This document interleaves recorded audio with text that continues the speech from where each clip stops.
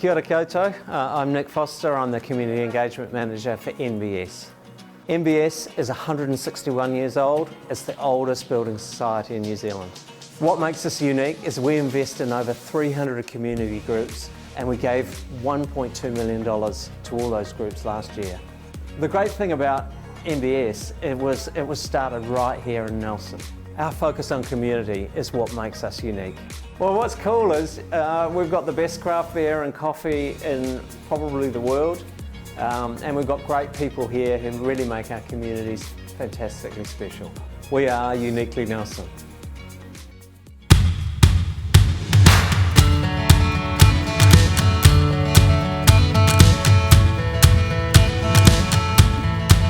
Welcome to the Talk of the Town, proudly brought to you by Uniquely Nelson. I'm your host, Chris Butler, with Simon Duffy, General Manager of Uniquely Nelson. To have you once again, Simon. Today, we're coming to you from the lovely 8 Plates restaurant on Trafalgar Street. Come and check them out. Joining us today is Jody McLeod, owner of Global Soap on Knoll Street. Fantastic to have you in, Jody. Welcome. Great to be here. Thank you. We just noticed same colour shirt, so well coordinated. Yeah.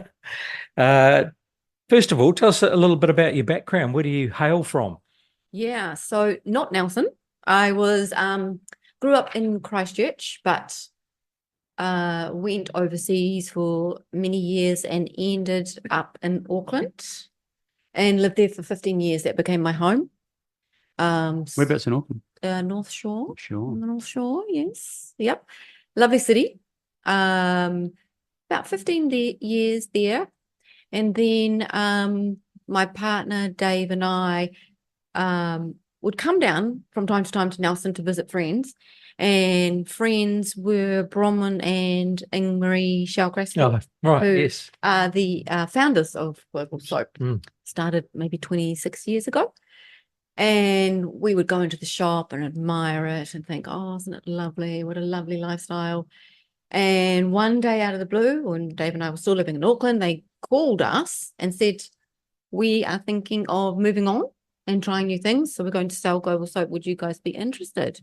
And Dave and I looked at each other and said, hell yeah. Right. Yeah. Wouldn't it be nice? You know, Dave and I were both working corporate jobs, living in Auckland.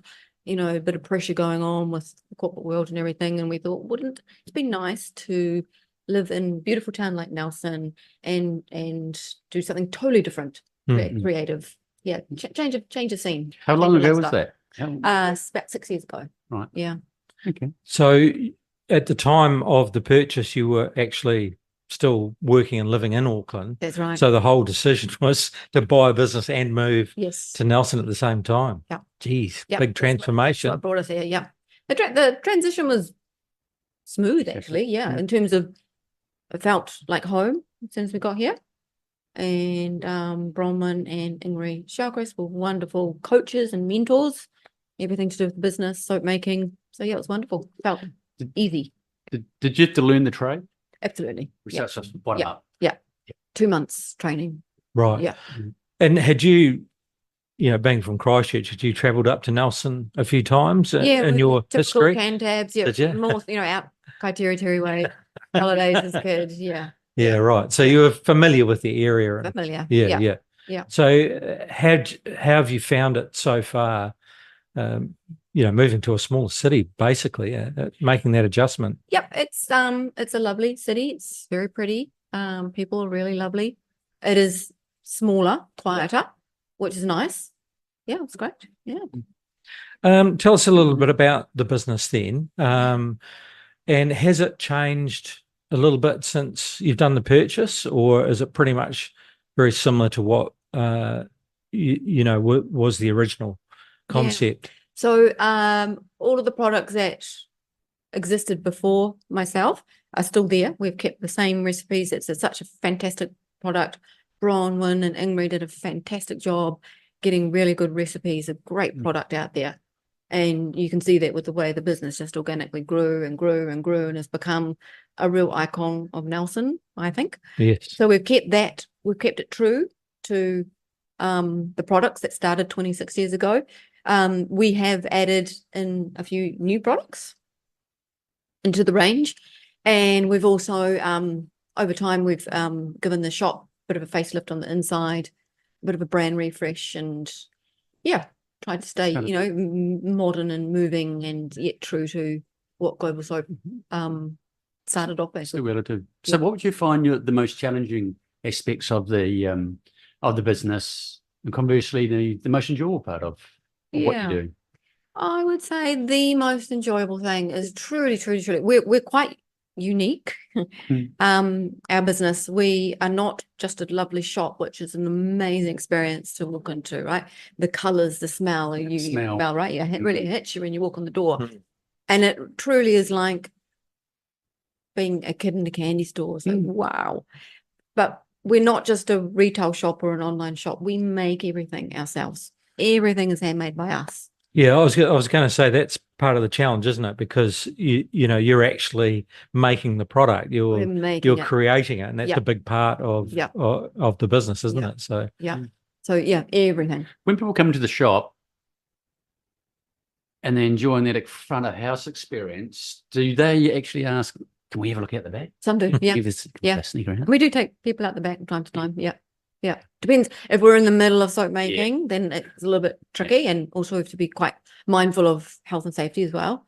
But yeah, some people come out the back for sure. We have we like showing people how it's all done. Yeah. And at times, do you allow people to make their own? Do you have sort of nights or courses or anything like that, or is it just too busy to do that? We haven't done that yet. We do have tours come through, and it's more of a demonstration of not so much the soap making itself, because again, health and safety of that sort of stuff. But once the soap is made but still in the mold, we can certainly show them the demolding process and the cutting process, which is actually quite interesting to see as well. Actually, how we cut the soap up. Yeah.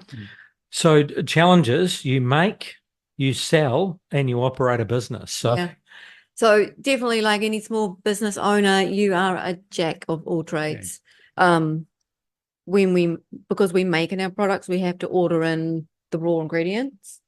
Then we have to make and create and package and sell and do the books, the bookkeeping, the marketing, the social media, everything. So I guess is one of the most challenging things is you're spread thin. You know, you are spread thin. We operate on it's like skeleton staff. You're spread thin. Which one is more important than the other? All of them are. Right. Most enjoyable thing is definitely creating. It's so much fun to create beautiful products that people really enjoy. And when people come in and tell you that they think our product's fantastic, that it's better than this one, that's fantastic, it's worked for them, it helps fix their skin problems, their hair problems, whatever it might be, when they tell you that, then that is just the best feeling. One of the challenges, I guess, 2 years in, like COVID. What was that? The whole world, right? Like, and it was scary. And I think most people can relate, even, you know, if you didn't have a business or not, it was scary, not knowing what was 1 month ahead, 2 months ahead, a year ahead. And so that has been the biggest challenge, I think. And we're still seeing the effects of COVID now, right? This inflation and cost of living crisis. It's all, So your business, you sell obviously within Nelson, but you also distribute outside of Nelson as well. So tell us a little bit about the spread of Global Soap. And sure. So we have our own retail shop on the corner of Niall and Tasman Street. We sell at the local markets here on Saturday. We also have customers around New Zealand that sell our products. So they're our wholesale customers, and they're scattered around New Zealand.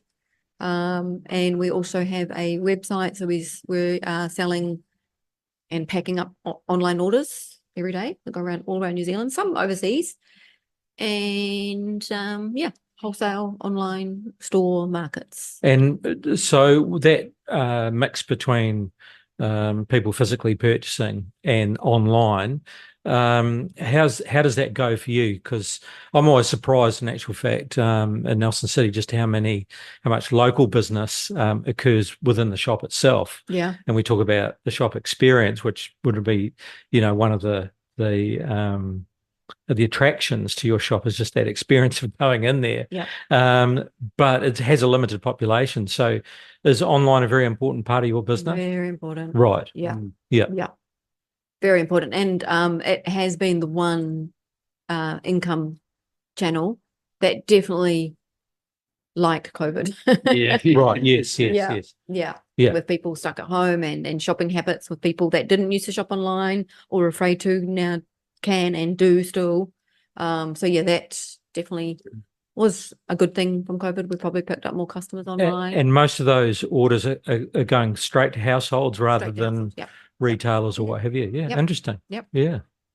So not only do you have to have a local area marketing effort, but you've got to try and wind yourself through the online marketing space as well. Yep. Yeah. Yep. And when we're not in the shop, often, we're not just people waiting for people to come in and we're always doing something on the back. There's always something to be done. Yeah. Making, packaging, packing orders, ordering, stock taking. Yeah. Interestingly, those two find second or third channels, wholesalers. Do you go looking for that, or they've found you and come to you, or Bit of both. Bit of both. Yeah. Bit of both. Right. Yeah. Yeah. Okay. Yep. Unfortunately, we've seen some beautiful sort of gifty retail stores not survive COVID. Yeah, it's been really sad to see. Around New Zealand. Yeah. Yes, selling your product. Yeah. I was going to say spare time. Yeah, spare time, yeah. What do you like to do if you get some time off? I like to think about new products. Guitar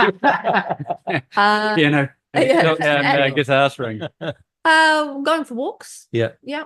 I have I don't have children, but I have a gorgeous dog called Daphne. She's a little French bulldog. She's like my baby, so I take her for walks all the time, going to the dog beach. Yeah, I love going for walks. Yesterday I went up the Grampian and to the Brook Sanctuary. It's just so beautiful. Yeah. Doggy Like time. 2-3 hour walks, is what I like. Oh, let me not forget hot yoga. Oh, right. Yeah. Right. What's hot yoga? Hot yoga. Okay, here we go. This So- happened. The Cross. it's an exercise arena is not one of Simon's strong suits. He didn't know what CrossFit was. Oh. And now surely you know what hot yoga is. Come on. I don't. So do it at City Fitness. Explain Warrington Road. it. Explain it to Simon. It's what happens? 26 poses in a room that's heated up. Our room out here gets up to about 34-35 degrees at the moment, but it should be around the 38-degree mark. And it's 90 minutes. And it is the best. It's a bit like you dancing in Bali. Really? Really? You have to touch your Stop toe. there. Yeah. Stop. And then you start doing the splits. Yeah. Okay, we're done. We're done. Thank you very much for coming. Good night, good gardening. So, Bali. so he's got to try CrossFit. That's one thing he's got to try. Now you've got to take him along to hot yoga. 90 minutes. Yeah. Oh, that's a long time. It's hardcore, but 20 it's the conditions. best exercise. Yep. Anyway, moving on. Moving on. You operate very closely to the CBD of the hot yoga sort of behaviour. I say yoga. Yoga. Okay, we're done. What do you love about the heart of, or being in the city centre and being close to top of the heart of the top of the South Island? Nelson I City. love being in the city. I live close to the city as well. It's beautiful, right? Look at that. Yeah. Look at that. Yeah. It's amazing. And I like the energy, the people, the vibe, the food. Walking around. I like that. I don't think I could. I'm not a country type of girl. Yeah. City centre person. Yeah. And our shop, gorgeous. It's beautiful. Walked everything. Yeah. What would you like if you had a wish list? We touched on this a couple of weekends ago when I popped in, and 8 hours later I did finally get home. Not to say it was great. It was good. What do you think? What are you looking for, or what do you think, Nelson? Maybe 2 or 3 things we need right now. Yes. So when I walk around the town now, I see lots of buildings that are looking a little bit sad, neglected. And I know I've heard different people talk, and I think there is progress about to happen. I would love to see like almost like a architect's impression of what 10 years from now, this is what Nelson could look like, it will look like. More spaces for people to gather and enjoy, sit and eat their lunch, maybe, more Green hospitality, green spaces. Yeah, some of the old buildings that have just been boarded up, aka those ones on the corner of Collingwood and Bridge. Yeah. Boarded up now for years. Come on. Yeah. Let's do something with them. Yeah. But yeah, I'd like to see a vision, to give us hope, to give us all, get us energized and excited about what Nelson's going to look like, what will look like in 10 years. And this is the roadmap to get here. Yeah. And we all sign off on it. Yes. And we all get really excited on it. Yeah. About it. And everyone's behind it. Yeah. I know there's going to be different views, but for the greater good of our community. Yep. And that should be become a real destination for people to come to in winter, summer, any season. Yeah. I mean, look at you operate out of, an old building, but look at the paint job on it. It's just $1 million now, isn't it? Yeah. Bringing all that colour into it. Yeah. And it makes you, like you say, it's like going into a candy store. You want to go in and have a look. You want to go, the smell brings you in, and then you're. Yeah. Yeah. Adds to the flavour. Yep. Yeah. So you couldn't do print ads where it's scratch and sniff. Yeah. And it's where your different soaps or something. Sometimes when I do social media posts, I often say, if only you could smell this. If only this photo could smell, because it smells amazing. Someone will bring something out one day. Yeah. It'll seep through your computer somehow. All right. Hey, look, a big thank you, Jody, for coming in and sharing us your story. As you say, it's one of the brands of Nelson. It's very well known and represents this city very well. So we really appreciate all the work that you're doing, and Thank you. keep up the good work. Thanks. Love seeing you there. Yep. Can I what's your favourite soap? What soap's in there? What's the Jody soap? My favorite used to be, well, I always go back to it, lemongrass, rosemary, and lime. But just before summer, we introduced a new soap, which is raspberry and vanilla ripple, which is Come with a waffle. yeah, It was good. yeah. It sounds like ice cream, doesn't it? It looks like the boysenberry ripple ice cream, right? It's got the and it's really really nice. But yeah, I think I keep going back to lemongrass, rosemary, and lime. There you go. That's the one to watch out for. Yep. Thank you very much, Jody, for coming in. Jody McLeod, owner of Global Soap on Knoll Street.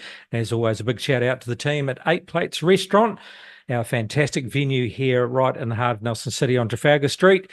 You can find this episode along with others at uniquelynelson.co.nz and talknelson.co.nz. Thanks for tuning in. Don't forget to join us next time for more from the Talk of the Town. This is Chris Butler and Simon Duffy signing off. Until next time, Nelson.